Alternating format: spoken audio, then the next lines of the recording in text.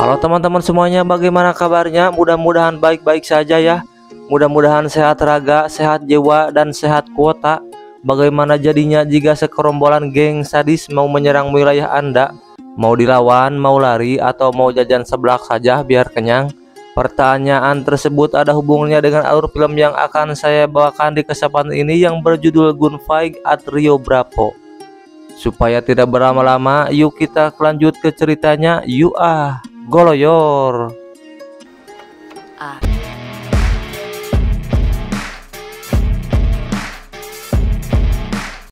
Diceritakan pada masa itu di tahun 1873 yang berlokasi di Texas, masa di mana odong-odong dan angkot belum lahir, yaitu masa peradaban koboi.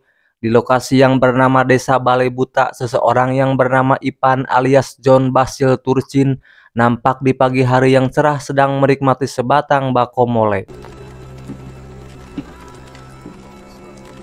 Dari wajahnya sekilas dia berjiwa kalem, yang padahal tidak akan menyangka kalau di hari sebelumnya dia baru saja menghajar dua orang perampok yang mencegatnya. Now!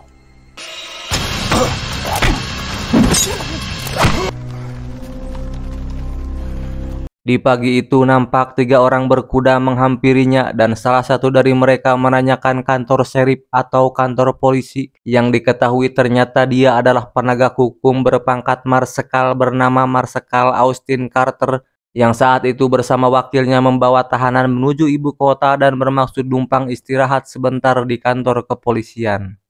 Let's go. Ipan pun dengan berbaik hati dan tidak sombong mengantar mereka ke kantor polisi, yang pada waktu itu di kantor polisi kebetulan serip yang bernama Serip Cornon Kelly sedang berdiskusi dengan wali kota daerah tersebut yang bernama Pak Bowman di kantor kepolisiannya.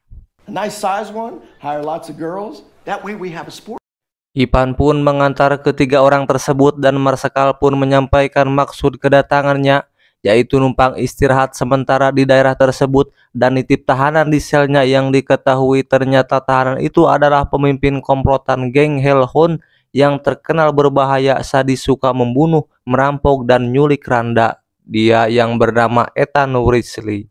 Namun waktu itu wali kota Bowman menyampaikan keberatannya dengan alasan apabila pimpinan penjahat itu ditahan di sini, maka kemungkinan anak buahnya mengamuk menginginkan pimpinannya kembali dan tentunya bakal mengancam keamanan daerahnya. Namun Serip Cornon Kelly waktu itu mengizinkan karena sebagai sesama penegak hukum tentunya itu sudah bagian dari tugas membantunya, dan keputusan itu membuat wali kota Bowman amuk-amukan dan kemudian keluar kantor. Your job depends on it. Oh yeah. Thank you. Setelah mengamankan pimpinan geng, mereka pun mampir ke kedai sebelah untuk bersantai ngobrol dan menikmati makanan khas kedai tersebut. Tanpa mereka sadari, obrolan mereka waktu itu ada yang menguping dan memperhatikan, yaitu seorang ibu-ibu, tapi ini bukan ibu-ibu mencari bahan gosip, melainkan seorang mata-mata. Nampak dari keseriusannya dia menyimak obrolan mereka sampai akhir. Namun ada yang janggal sewaktu mereka kembali ke kantor serip, yaitu ada dua orang yang mengaku dari agensi lain bermaksud membantu mengawal tahanan sampai ibu kota. Namun gerak-geriknya yang mencurigakan membuat Marsekal ragu, ditambah Ipan melihat darah di baju salah satu orang tersebut.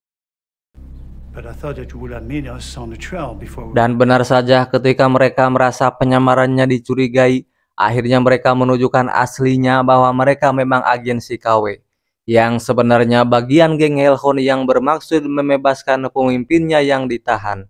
Dan kemudian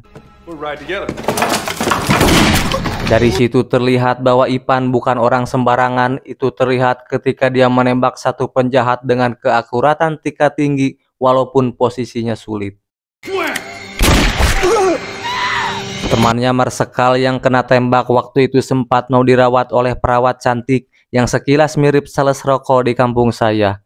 Namun naas tidak tertolong dan innalillahi wa inna ilaihi rojiun.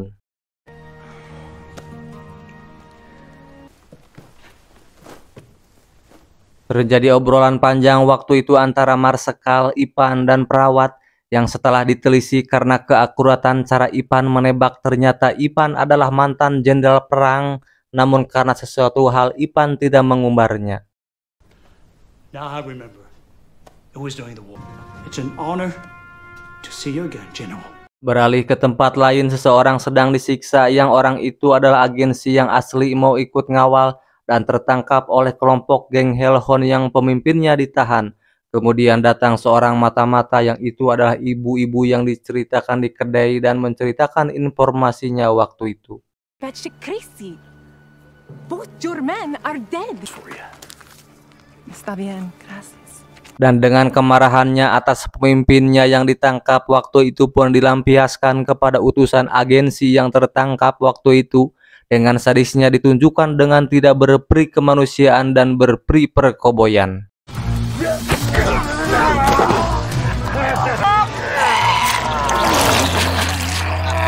Kabar pemimpin geng Hellhound ditahan di kota itu pun menyebar, yang mana disebarkan oleh wali kota Bowman yang dengan riweuhnya mengajak penduduk untuk bersembunyi untuk menyelamatkan diri waktu itu. Now let's go! Sementara Ipan menemukan bukti-bukti dari mayat yang berpura-pura jadi agensi, di mana dia menemukan dan menyimpulkan bahwa keberadaan Ethan Wrisley di kota itu sudah diketahui oleh anak buahnya, yang tentunya mereka tidak akan diam dan kemungkinan sebentar lagi bakal menyerang kota itu demi menyelamatkan pemimpinnya. Ipan pun melakukan persiapan dan mempersenjatai penduduk yang mau melawan, karena kebanyakan penduduk waktu itu memilih bersembunyi di gereja. Good to see you, Alice. Take shelter, everyone. Dan benar saja, tiba waktu di mana anggota geng Hellhound sampai di kota Balai Buta.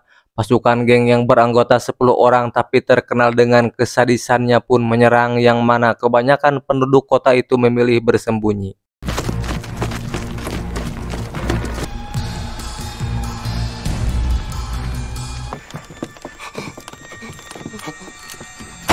Namun tanpa mereka sadari, seorang yang bernama Ipan alias John Basil Tursin dengan gaya dan keakuratannya membunuh anggota geng satu persatu.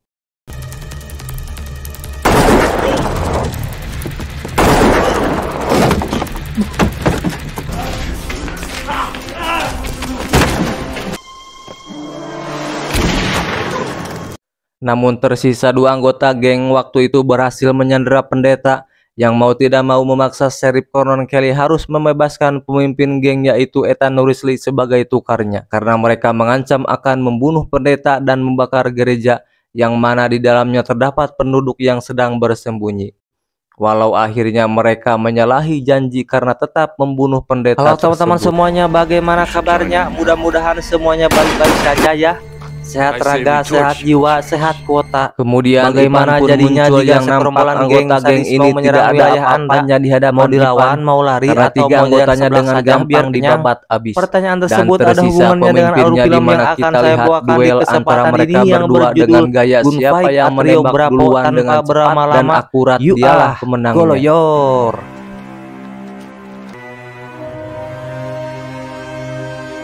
Dan innalillahi wa inna ilaihi rojiun. Tamat.